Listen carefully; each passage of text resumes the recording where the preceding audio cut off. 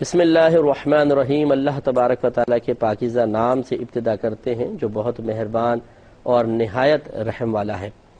الحمدللہ بخاری شریف کا درس چل رہا ہے اور تقریباً 38 حدیثوں کی شرح بیان ہو چکی ہے، ان پر درس مکمل ہو چکا ہے۔ آج انشاءاللہ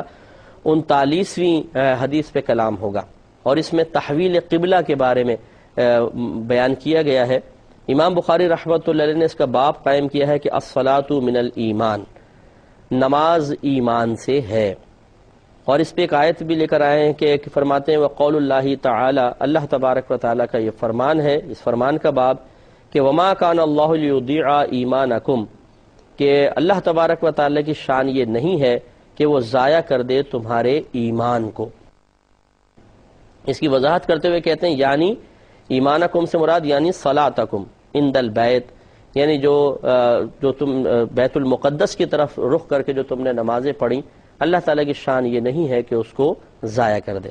اس کو سمجھنے کے لیے یوں سمجھ لیجئے کہ ایک طویل عرصے تک جب نبی کریم صلی اللہ علیہ وسلم ہجرت فرما کر مدینہ منورہ تشریف لائے تو اولاً آپ بیت المقدس کی طرف رخ کر کے نماز پڑھتے رہے، پھر دوران نماز ہی تحویل قبلہ کا حکم ہوا تو نبی کریم صلی اللہ علیہ وسلم نے رخ فرما لیا۔ مطلب صحابہ کرام کچھ نماز میں تھے جیسے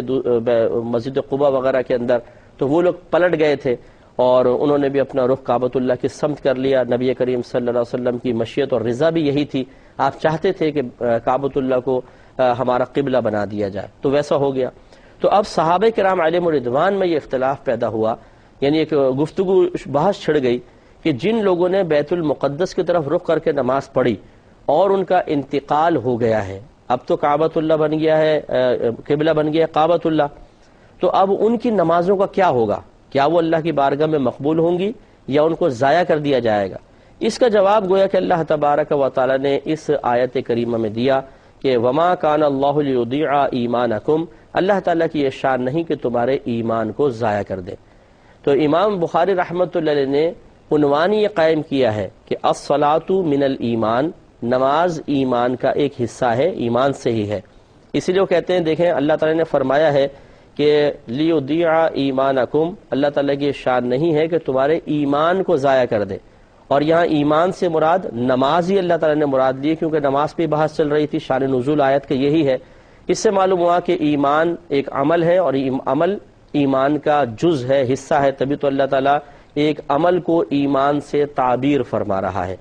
تو ذرا شروع کی بحث کی طرف چلے جائیں، جو کتاب الایمان ہم نے شروع کی تھی، اس میں یہ بحث ہوئی تھی کہ امام شافعی رحمۃ اللہ علیہ کے نزدیک ایمان 3 چیزوں کا نام ہے، ایک تصدیق بالقلب، دوسرا اقرار باللسان، اور تیسرا اعمال۔ ان 3 کے مجموعے کو ایمان کہتے ہیں۔ امام بخاری رحمۃ اللہ علیہ نے اس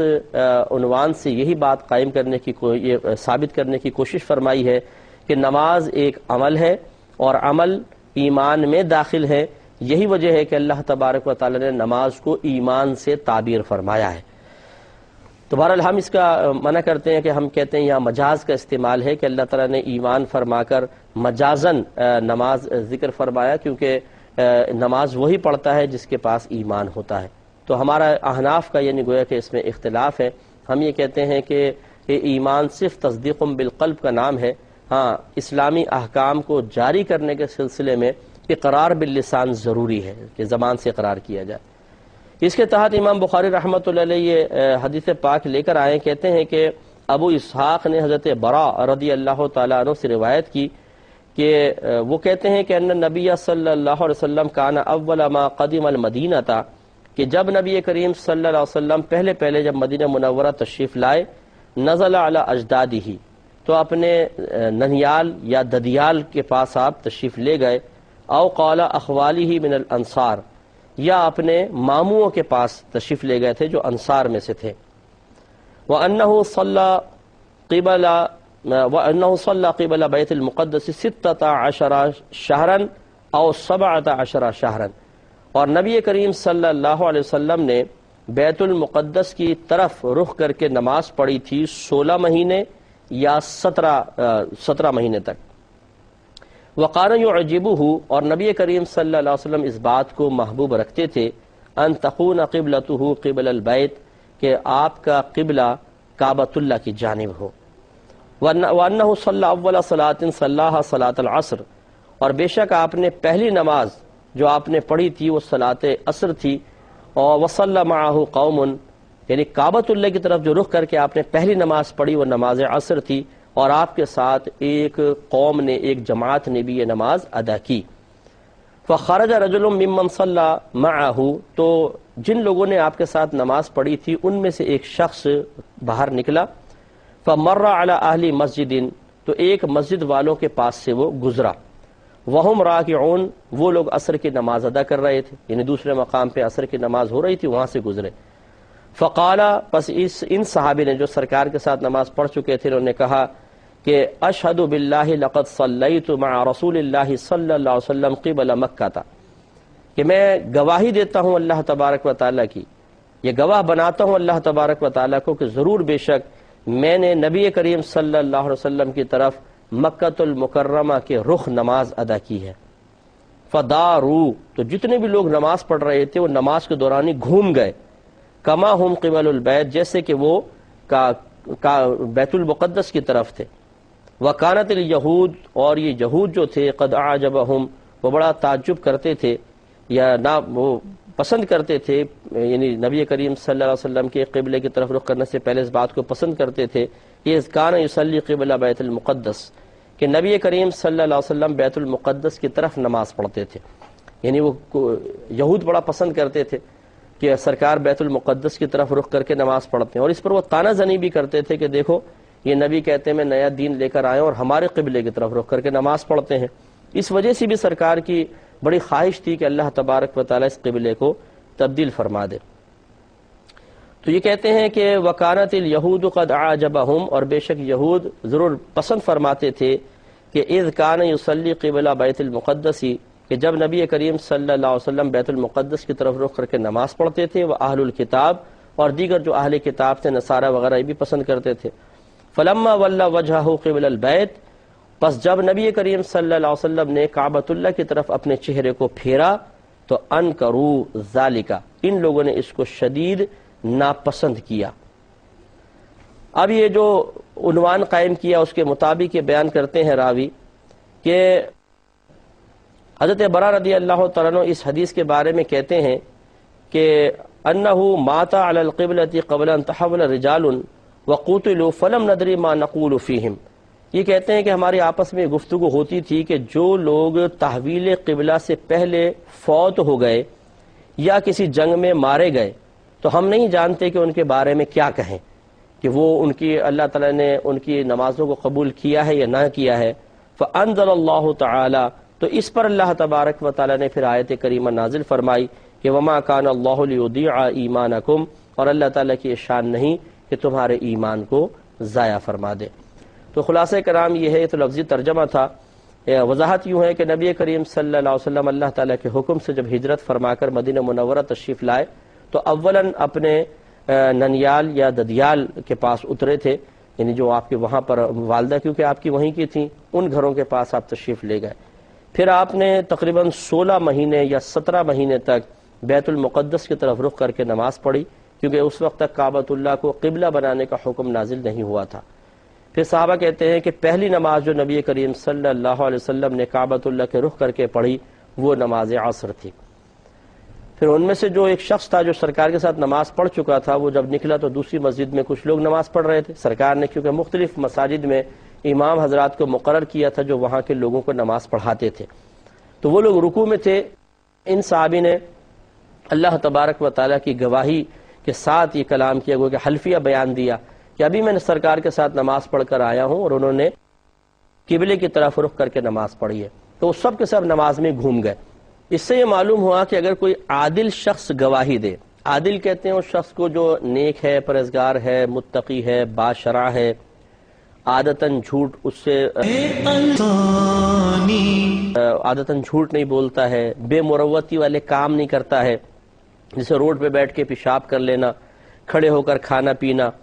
اور اسی طریقے سے خراب حرکتوں کے اندر نہیں ہے، اعلانیہ کوئی گناہ نہیں کرتا ہے، سب لوگوں کے درمیان یہ چیزیں مسلمہ ہیں، تو اس شخص کو کہتے ہیں عادل شخص۔ اگر یہ شخص کوئی چیز دیکھ کر گواہی دے رہا ہے، ہمارے پاس آ کے کہتا ہے میں نے دیکھا ہے، کہ ایسا ایسا ہو رہا ہے، تو ہمیں اس پر یقین کرنا واجب ہے۔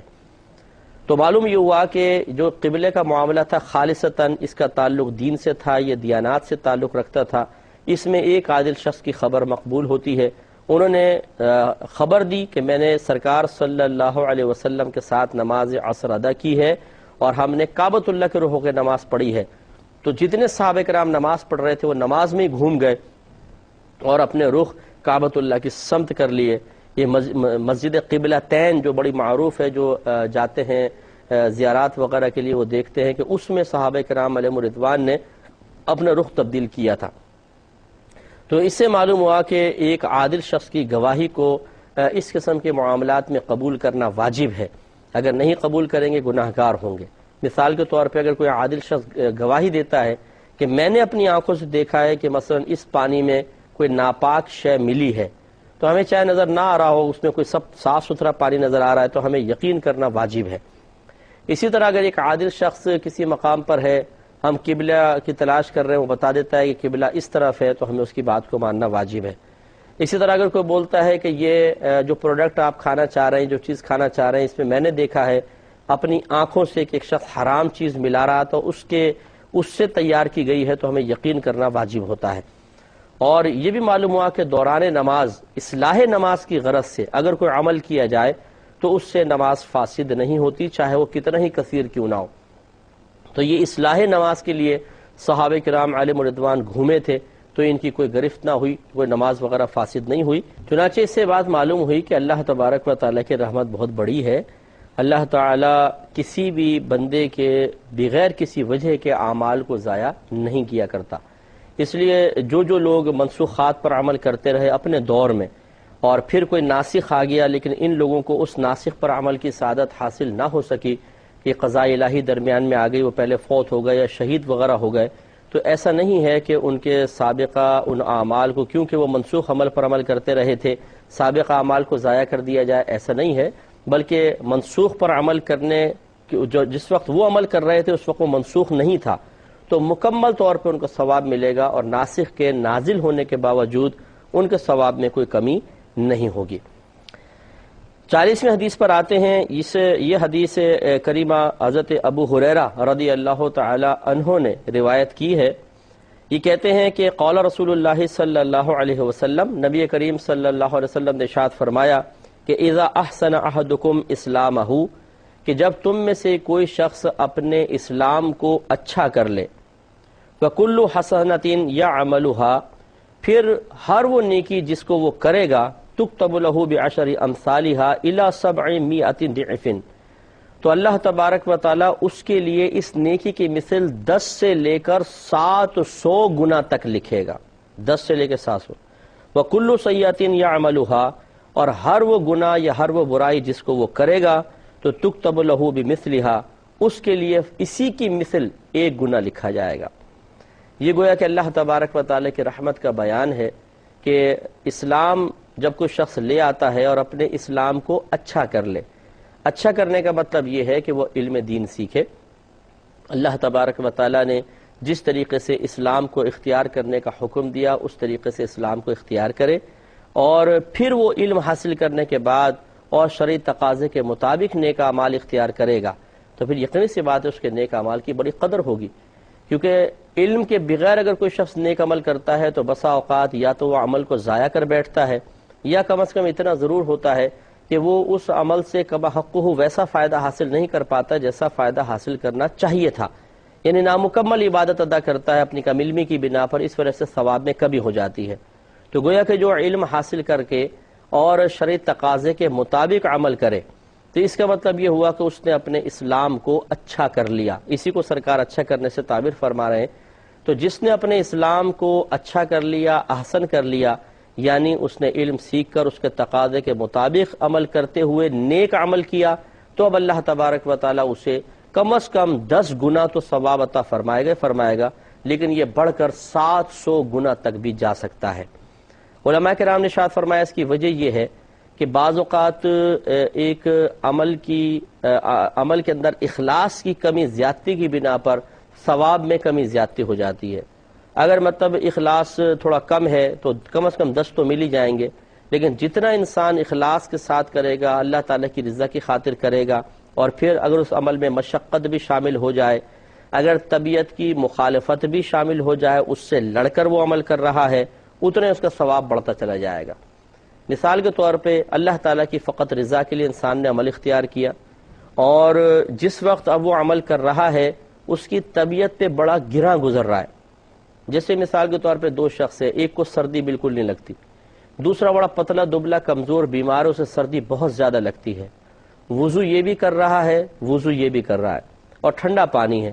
اب یقینی سی بات ہے جس کو سردی نہیں لگتی ہے، ذرا موٹا ہے اور ذرا طاقتور قسم کا ہے، اس کے لیے وضو کرنا بہت آسان ہے، لیکن اس کمزور کے لیے اسی وقت میں اسی پانی سے وضو کرنا انتہائی مشقت کا باعث ہے۔ یہ بیچارہ ہاتھ ڈالتے ہوئے پہلے 10 دفعہ سوچتا ہے، پھر ہاتھ ڈال دیتا ہے تو کانپتا ہے، اس کو سردی چڑھتی ہے، دوران وضو سردی، دوران وضو کے بعد پھر کافی دیر تک اس شدت اور تکلیف کو محسوس کرتا رہتا ہے۔